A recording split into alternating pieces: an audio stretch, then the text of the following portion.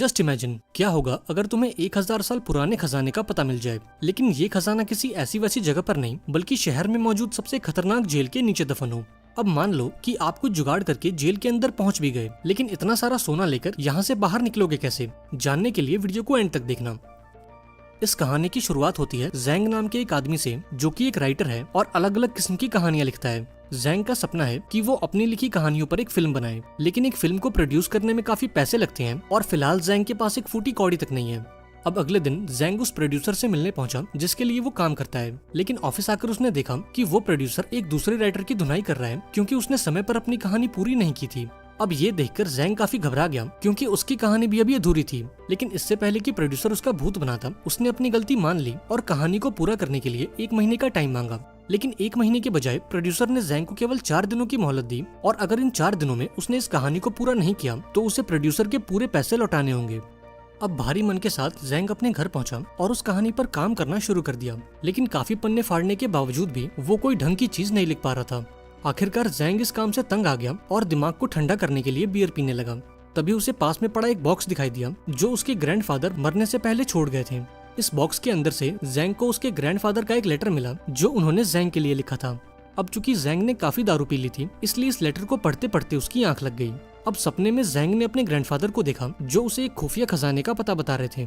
वो जैंग से कहते हैं कि मैंने हमारे पुश्तैनी घर के नीचे करोड़ों का सोना दबा रखा है, लेकिन मरने से पहले मैं उसे निकाल नहीं पाया क्योंकि सरकार ने उस घर को तोड़कर उसके ऊपर एक जेल बना दी थी।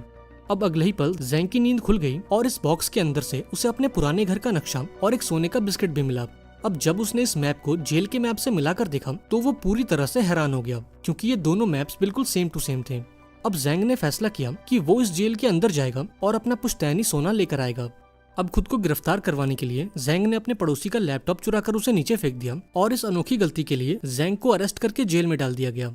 अब जेल पहुंचकर उसने देखा कि ढेर सारे कैदी मिलकर क्रैब नाम के एक दूसरे कैदी का बर्थडे मना रहे हैं। थोड़ी देर बाद क्रैब जैंग से मिलने पहुंचा और उसे बताया कि किसी जमाने में उसका भी जैंग नाम का एक दोस्त हुआ करता था, इसलिए क्रैब ने इस जैंग को भी अपना दोस्त बना लिया और जेल के अंदर उसकी हिफाजत करने का वादा किया। अब थोड़ी देर बाद जैंग जेल के अंदर मौजूद बरगद के पेड़ के पास गया क्योंकि उस नक्शे के हिसाब से इस पेड़ के आसपास एक कुआं था और वो सारा सोना उस कुएं के अंदर दफन था। तभी अंकल ली नाम का एक दूसरा कैदी जैंग के पास आया और उसे बताया कि इस जेल के अंदर 2 गैंग्स हैं और यहाँ आने वाले हर एक कैदी को किसी एक गैंग में शामिल होना ही पड़ता है। अब पहली गैंग थी क्रैब की, जो हर हाल में अपने साथियों की रक्षा करते थे और जेल में शांति व्यवस्था बनाकर रखते थे। वहीं दूसरी गैंग थी टाइगर नाम के एक आदमी की, जिसे ब्रदर टाइगर के नाम से जाना जाता था। ये कैदी जैंग से कहता है कि एक बार को तुम जेल के वार्डन से भिड़ जाना, लेकिन टाइगर और उसके साथियों से दूर ही रहना। पर अभी वो अपनी बात पूरी करता उससे पहले टाइगर के लोग वहाँ पहुँच गए और सभी नए कैदियों को पकड़कर टाइगर के पास ले गए। अब टाइगर के लोगों ने इन कैदियों पर गैंग में शामिल होने का दबाव बनाया और इनकार करने पर इनकी अच्छे से खातिरदारी करी। अब जैंग के पास कोई और चारा नहीं था और उस कैदी की कही बातों को याद करके वो गैंग में शामिल होने के लिए राजी हो गया। लेकिन इस गैंग में शामिल होने के लिए इन सभी लोगों को टाइगर की थूकी हुई चाय पीनी पड़ेगी। अब मजबूरन सभी कैदियों को ये चाय पीनी पड़ी, लेकिन जब जैंग की बारी आई तब क्रैब और उसके साथियों ने लास्ट मोमेंट पर आकर उसे इस बेइज्जती से बचा लिया। यहाँ क्रैब ने टाइगर से कहा कि जैंग मेरे साथ मेरे कमरे में रहता है, इसलिए वो मेरी गैंग का हिस्सा है और तुम उसके साथ जबरदस्ती नहीं कर सकते। अब ये सुनकर क्रैब भड़क गया और उसने कसम खा ली कि वो जैंग की जिंदगी को नर्क बना देगा। अब उस शाम जब जैंग अपना नाश्ता कर रहा था तब टाइगर उसके पास आया और उसके खाने में कॉकरोचेस डालकर उसे खाने को कहा, लेकिन वहाँ मौजूद क्रैब ने ये सब देख लिया और यहाँ इन दोनों ग्रुप्स के बीच जोरदार लड़ाई हो गई। अब अगले दिन जैंग को इस जेल की साफ सफाई का काम दिया गया और इस दौरान जैंग ने उस पुराने कुएं को ढूंढने की कोशिश की जिसके अंदर वो सारा सोना दबा है, लेकिन काफी कोशिशों के बाद भी उसे उस कुएं का कुछ पता नहीं चला। इसके बाद वो जेल की लाइब्रेरी में पहुंचा जहां उसे ये बात पता लगी कि कुछ महीनों पहले ही इस जेल को तोड़कर दोबारा से बनाया गया है और इस जेल का नया नक्शा उसे यहाँ के फाइल रूम में मिलेगा। अभी वो इन ख्यालों में डूबा ही था कि तभी टाइगर और उसके साथियों ने जैंग पर हमला कर दिया। अब उस शाम क्रैब टाइगर के पास पहुंचा और उससे जैंग के बारे में पूछा क्योंकि ड्यूटी खत्म होने के बाद भी जैंग अब तक अपने कमरे में नहीं लौटा था। यहाँ टाइगर ने क्रैब से कहा कि मैं तुम्हें जैंग का पता बता दूंगा, लेकिन इसके बदले में तुम्हें मेरी थूकी हुई चाय पीनी पड़ेगी। अब क्रैब के पास कोई और ऑप्शन नहीं था और अपने दोस्त की जान बचाने के लिए उसने टाइगर की थूकी हुई चाय पी ली। अब क्रैब की अच्छी खासी बेइज्जती करने के बाद टाइगर उससे कहता है कि तुम्हारा प्यारा दोस्त जेल के कूड़ेदान में पड़ा है। ये सुनते ही क्रैब और उसके साथी फौरन कूड़ेदान की तरफ भागे जहां जैंग जिंदगी और मौत के बीच जूझ रहा था, पर समय रहते ये लोग वहां पहुंच गए और जैंग की जान बच गई। अब अपने दोस्त की ये हालत देखकर क्रैब को काफी दुख हुआ और उसने टाइगर को सबक सिखाने का फैसला किया। इधर जैंग भी इस मारपीट के लिए तैयार हो गया, क्योंकि उसका प्लान था कि वो इस भगदड़ का फायदा उठाकर फाइल रूम में जाएगा और जेल के नए नक्शे को हासिल कर लेगा। अब थोड़ी देर बाद ये दोनों ग्रुप्स एक दूसरे के आमने सामने आ गए और इनके बीच जोरदार मुठभेड़ हो गई।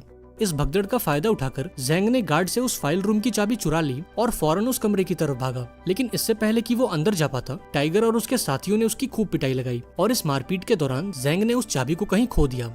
अब इस लड़ाई के चलते टाइगर और क्रैब समेत जैंग को भी गिरफ्तार कर लिया गया और इन्हें इस अंधेरी जेल में डाल दिया गया। यहाँ जैंग काफी उदास था, क्योंकि वो इस काल कोठरी में बैठे बैठे सोना नहीं ढूंढ सकता था। अब गुस्से में आकर उसने क्रैब से कहा कि तुम्हें मेरी हिफाजत करने की कोई जरूरत नहीं है, क्योंकि जब से तुम मेरी जिंदगी में आए हो, मेरी जिंदगी आसान होने के बजाय और मुश्किल होती जा रही है। इसलिए मैं तुमसे रिक्वेस्ट करता हूँ कि तुम मुझे मेरे हाल पे छोड़ दो और मुझे इन फालतू के झगड़ों से दूर रखो।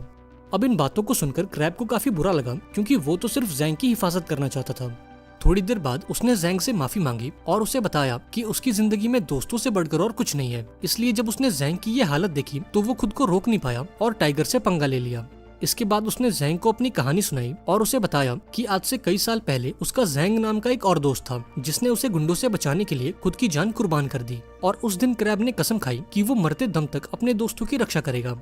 अब ये सब सुनकर जैंग को एहसास हुआ कि गुस्से में आकर उसने क्रैब को कितना कुछ कह दिया। इसके बाद उसने क्रैब से माफी मांगी और उसे बताया कि वो इस जेल में क्यों आया है। उसने क्रैब को बता दिया कि वो जेल में अपने पूर्वजों का सोना लेने आया है। इस पर क्रैब ने उससे कहा कि मैं वो सोना ढूंढने में तुम्हारी मदद करूंगा, लेकिन इसके बदले में मुझे कुछ नहीं चाहिए, क्योंकि वो सोना तुम्हारे पूर्वजों का है और उस पर पूरी तरह से तुम्हारा हक है। अब इन दोनों ने मिलकर एक प्लान बनाया, जहाँ सबसे पहले इन्हें फाइल रूम से वो नक्शा चुराना होगा। प्लान के मुताबिक ये दोनों जेल के लॉन्ड्री रूम में गए और वहाँ मौजूद गार्ड की गर्दन पर ब्लीचिंग पाउडर छिड़क दिया।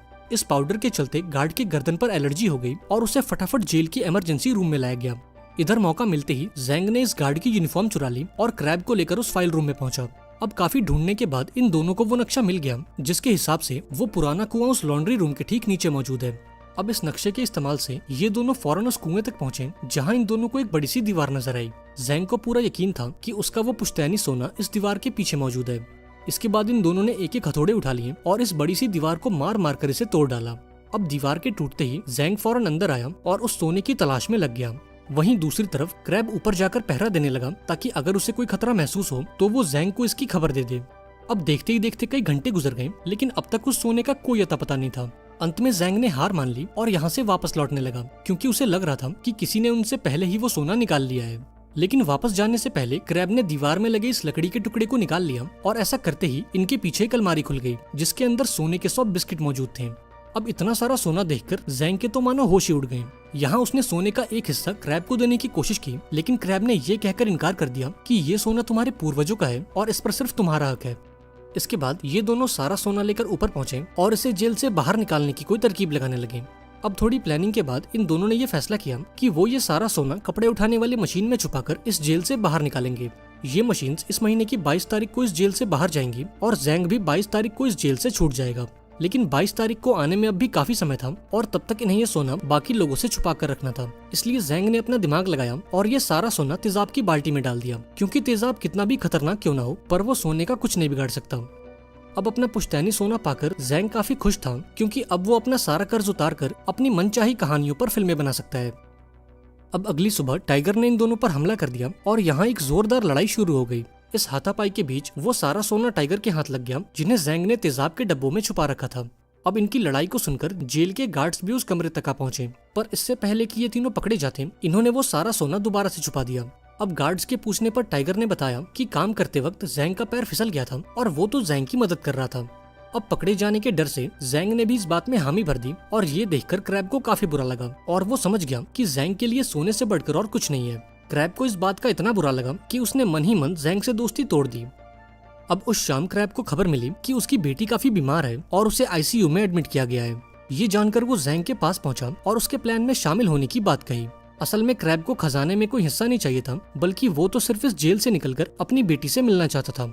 अब पहले तो टाइगर ने क्रैब के साथ काम करने से मना कर दिया, लेकिन फिर जैंग ने उसे मना लिया और ये तीनों यहाँ से भागने की प्लानिंग करने लगे।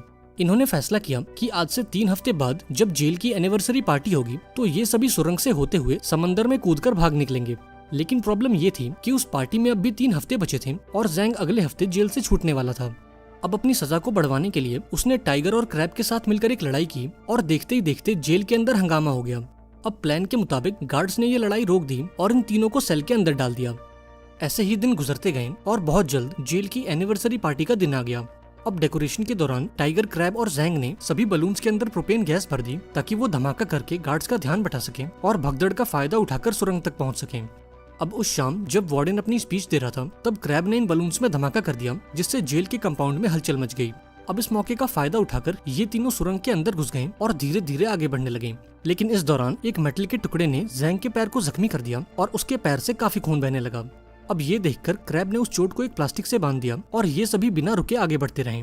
आखिरकार इन तीनों की मेहनत रंग लाई और ये सभी सुरंग के आखिरी छोर तक पहुंच गए। यहाँ इन सभी को एक बड़ी सी दीवार नजर आई जिसके दूसरी ओर एक विशाल समंदर था। इधर गार्ड्स को भी इस बात की भनक लग गई कि 3 कैदी जेल से कहीं गायब हैं और ये खबर मिलते ही उन्होंने इन तीनों को ढूंढना शुरू कर दिया। वहीं दूसरी तरफ इन तीनों ने अपने बनाए बॉम्ब से उस बड़ी से गेट को उड़ा दिया जिसके दूसरी ओर समंदर था। इस सुरंग के ठीक नीचे एक नाव पहले से इनका इंतजार कर रही थी और इन्हें रस्सी के सहारे नीचे उतरना था। लेकिन एक बार फिर से टाइगर ने अपनी औकात दिखा दी और अपनी शर्ट के अंदर से एक चाकू निकाल लिया। दरअसल वो इन दोनों को मारकर इनके हिस्से का सोना भी हथियाना चाहता था। यहाँ उसने क्रैब पर हमला कर दिया, लेकिन लास्ट मोमेंट पर जैंग बीच में आ गया और यहाँ इन तीनों के बीच जोरदार लड़ाई हो गई। यहाँ टाइगर क्रैब पर भारी पड़ रहा था और वो किसी भी पल उसे मार सकता था। ये देखकर जैंग ने कहा कि तुम ये सारा सोना ले जाओ लेकिन क्रैब की जान बख्श दो। पर टाइगर को इन बातों से कोई फर्क नहीं पड़ा और उसने क्रैब को ले जाकर समंदर में धकेल दिया। लेकिन खुशकिस्मती से क्रैब ने एक रस्सी को पकड़ लिया जिसका दूसरा सिरा जैंग के हाथों में था। अब इन दोनों को इतना लाचार देखकर टाइगर इनके मजे लेने लगा, पर तभी क्रैब ने मौका देखकर टाइगर को ही नीचे खींच लिया और टाइगर के साथ साथ वो सारा सोना भी पानी में जा गिरा। इसके बाद जैंग ने क्रैब को ऊपर खींचने की कोशिश की और इस दौरान उसे एहसास हुआ कि शुरू से लेकर अभी तक क्रैब ने एक सच्चे दोस्त की तरह हमेशा उसका साथ निभाया है। अब काफी कोशिश के बाद आखिरकार उसने क्रैब को ऊपर खींच ही लिया और इन दोनों की जान बच गई। अब थोड़ी देर बाद जब गार्ड्स इन्हें ढूंढते हुए सुरंग तक पहुंचे तब इन्होंने सरेंडर कर दिया और खुद को गार्ड्स के हवाले कर दिया।